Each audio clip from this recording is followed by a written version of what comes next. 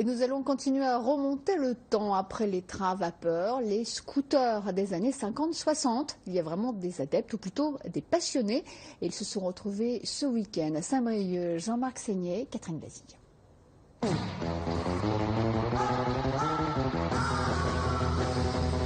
Non, vous n'êtes pas sur une plage de Brighton au seuil des années 60, mais bien à Saint-Brieuc, où ce week-end, 150 propriétaires de scooters vintage ont répondu à l'invitation de deux clubs bretons pour une concentration.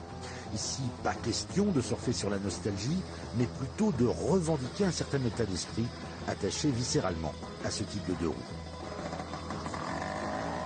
C'est plus l'objet en tant que la signification qu'il peut avoir. Ça représente une culture, tout ce qu'il y a pu avoir durant les 60s, les 70s et tout ça, plutôt que l'objet en lui-même. On n'est pas des fétichistes des années 50 comme peuvent être certains rockabilly et tout ça. Ça a un côté beaucoup plus rock'n'roll entre guillemets.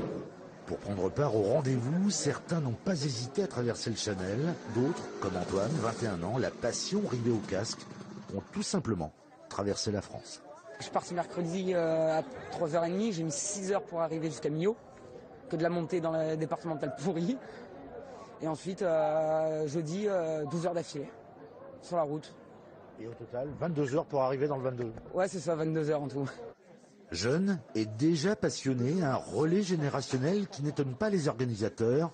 Patrick a succombé comme lui très tôt au charme des Vespa et autres langues bretons.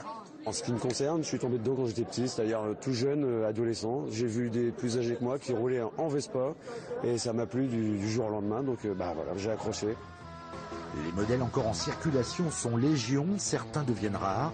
Si le virus finit par vous toucher, sachez qu'à partir de 1 500 €, on peut toucher du doigt son rêve de liberté.